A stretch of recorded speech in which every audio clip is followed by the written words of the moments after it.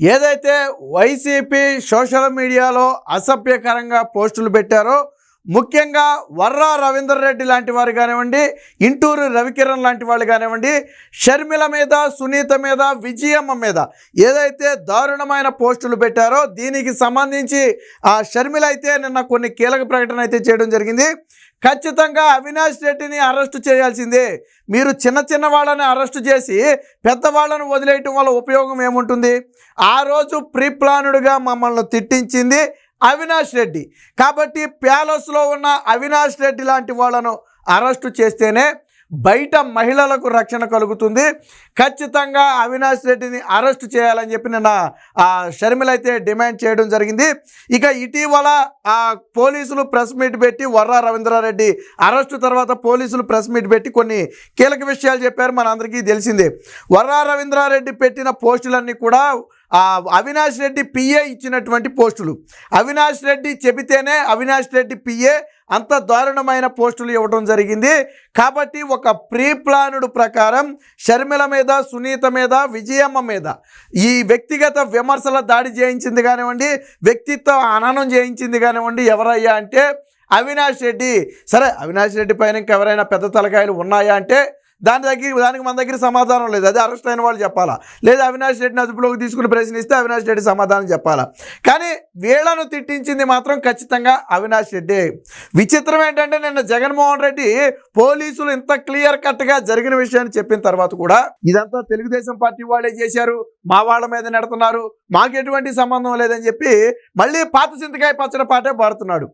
పోలీసులు చాలా స్పష్టంగా వర్రా రవీంద్రారెడ్డి ఇచ్చిన ఆధారాలతోనే కొంతమంది మీద కేసులు నమోదు చేశారు. మరి వర్రా రవీంద్రారెడ్డి వాళ్ళందరి పేర్లు ఎలా ఇచ్చాడు? తెలుగుదేశం పార్టీకి సంబంధం ఉంటే తెలుగుదేశం పార్టీ నేతల పేర్లు ఇవ్వాలి కదా, తెలుగుదేశం పార్టీ కార్యకర్తల పేర్లు ఇవ్వాలి కదా. మరి వైసీపీ నాయకుల పేర్లు ఎలా ఇచ్చాడు? వర్రా రవీంద్రారెడ్డి వాంగ్మూలంలో ఇచ్చాడు, రిటర్న్గా ఇచ్చాడు. ఆ ఇచ్చిన ఆధారాలతోనే మేము పలువురిని ఐడెంటిఫై చేస్తున్నామని చెప్పి పోలీసులే స్వయంగా చెప్పారు. ఎవరికి ఎంత ఇస్తున్నారు, ఎవరు ఏ పోస్టులు పెడుతున్నారు, ఏ కంటెంట్ ఎవరు సప్లై చేస్తున్నారు, దీని హెడ్ ఆఫీస్ ఎక్కడుంది, దీని కర్త కర్మ క్రియ ఎవరు, ఇవన్నీ పోసగుచ్చినట్టు చెప్పింది ఎవరు? వర్రా రవీంద్రారెడ్డి. వర్రా రవీంద్రారెడ్డి ఎందుకు చెప్పాడు, ఎలా చెప్పాడు? ఒకవేళ వైసీపీ నేతలు ఎవరు చేసి ఉండకపోతే వాళ్ళందరి పేర్లు వర్రా రవీంద్రారెడ్డికి చెప్పాల్సిన అవసరం ఏముంది? అంటే జగన్మోహన్ రెడ్డి తప్పును కప్పుపుచ్చే ప్రయత్నం. మొన్న పోలీసులు చెప్పింది 100% నిజం. అవినాష్ రెడ్డి ఎప్పుడైతే ఈ వివేకానంద రెడ్డి హత్య కేసులో షర్మిల సునీత వైపు స్టాండ్ తీసుకుందో అప్పుడు అవినాష్ రెడ్డి వాళ్ళని వ్యక్తిగతంగా విమర్శించాలని టార్గెట్ గా పెట్టుకున్నాడు. దానికోసం అత్యంత నీచమైన కంటెంట్, అంటే ఒక రకంగా మేము నోటితో చెప్పలేం, మీరు చెవులతో వినలేరు, అంత దారుణమైన తిట్లు, ఒక రకంగా వేరొకరికి సంబంధాలు అంటగడుతూ కూడా దారుణమైన పదజాలంతో మాట్లాడారు.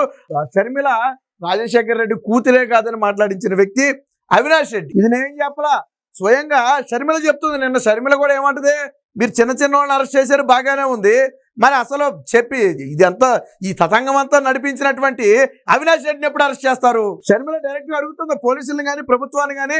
నిన్న షర్మిల ఏమైనా క్వశ్చన్ చేసింది, అవినాష్ రెడ్డిని ఎప్పుడు అరెస్ట్ చేస్తారు అంటే దీని వెనక అవినాష్ రెడ్డి ఉన్నాడనే కదా అర్థం. బాధితులుగా ఉన్న వాళ్ళకి తెలియదా? మీకు గుర్తుందో లేదో, వైసీపీ గవర్నమెంట్ లో ఇదే వర్రా రవీంద్రారెడ్డి మీద ఆంధ్రాలో కేసులు పెడితే తీసుకోవటం లేదని షర్మిల, సునీత ఇద్దరు కలిసి తెలంగాణలో కేసులు పెట్టారు. తెలంగాణ సైబర్ క్రైమ్ లో కేసులు పెట్టారు. మీకు గుర్తుండే ఉంటుంది.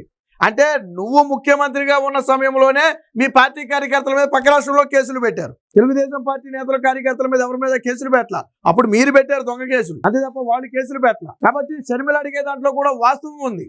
సరే, ఏదో కక్కుర్తిపడి రూపాయికో, 10 రూపాయకో, లేదా పదవులకో, డబ్బుకో ఆశపడి నీచమైన పోస్టులు పెట్టిన వాడిని అరెస్ట్ చేశారు. సరే, పెట్టినోడిది కూడా తప్పే కాదని మనం అట్లా. మరి పెట్టించిన వాడిని వదిలేస్తే పోతుందా? పెట్టించిన వాడిని వదలకూడదు కదా. ఈరోజు షర్మిల అడిగేది కూడా అదే. అవినాష్ రెడ్డి వివేకానంద రెడ్డి హత్య కేసులో అరెస్ట్ చేస్తారో లేదో తెలియదు, కానీ ఈ కేసులో మట్టికి ఖచ్చితంగా అరెస్ట్ చేయాలని షర్మిల అయితే బలంగా డిమాండ్ చేస్తుంది. దీనికి సంబంధించి నిన్న షర్మిల ఒక మాట కూడా మాట్లాడింది, దాన్ని కూడా ఒకసారి చూద్దాం. అవినాష్ రెడ్డిని అరెస్ట్ చేయలేం, పోస్టులు పెట్టించిన వారిని అరెస్ట్ చేయాల్సిందే. ప్యాలెస్లో ఉన్న వాళ్ళని, ప్యాలెస్లో అంటే మరి అది జగన్మోహన్ రెడ్డి అని అర్థమో లేదా అవినాష్ రెడ్డి అని అర్థమో నాకైతే అర్థం కాలేదు, కానీ ప్యాలెస్లో ఉన్న వాళ్ళని అరెస్టు చేస్తేనే మహిళలకు భద్రత. సాధారణంగా జగన్మోహన్ రెడ్డిని ప్యాలెస్ రాయుడిగా పిలుస్తారు. అయితే తాడేపల్లి ప్యాలెస్ లేదా బెంగళూరు ప్యాలెస్ అని చెప్పి యలహంక ప్యాలెస్ అని చెప్పి పిలుస్తారు. మరి ఇండైరెక్ట్గా జగన్మోహన్ రెడ్డిని కూడా అరెస్టు చేయాలని షర్మిల ఏమన్నా చెబుతుందా? అంటే అవినాష్ రెడ్డికి పైన జగన్మోహన్ రెడ్డి ఉన్నాడని షర్మిల ఏమన్నా భావిస్తుందా అనేది మనకైతే తెలియదు. కానీ బట్ ఈ ప్యాలెస్లో ఉన్న వాళ్ళని అరెస్టు చేస్తేనే బయట ఉన్నటువంటి మహిళలకు భద్రత అని చెప్పి నిన్న షర్మిల చెప్పడం జరిగింది. నన్ను, అమ్మను, సునీతను అవమానించారు, ఎమ్మెల్యేలుగా గెలిపించుకోలేని వాళ్ళకు విపక్ష హోదానా? సో ఇప్పుడు మనం మాట్లాడుకున్న ఈ ముగ్గురు అంటే జగన్మోహన్ రెడ్డికి సొంత సోదరి, సొంత తల్లితో పాటు ఆ చిన్నాన్న కూతురైనటువంటి సునీత, వీళ్ళ ముగ్గురిని తిట్టించింది కానివ్వండి, వ్యక్తిత్వ హననం చేయించింది కానివ్వండి, వాళ్ళ బ్రతుకులు రోడ్డు మీద పెట్టే ప్రయత్నం చేసింది కానివ్వండి, ఎవరు? వైసీపీ నాయకులే. ముఖ్యంగా అవినాష్ రెడ్డి లాంటి వాళ్ళే.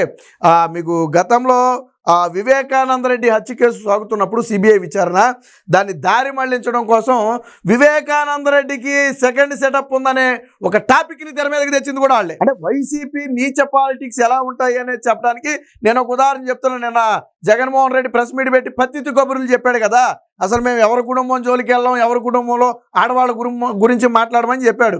మరి మీ సొంత చిన్నాన్న తండ్రి తర్వాత తండ్రి అంతటి వ్యక్తి, ఆ వ్యక్తికి సంబంధాన్ని అంటగట్టి మాట్లాడింది మీరే కాదా?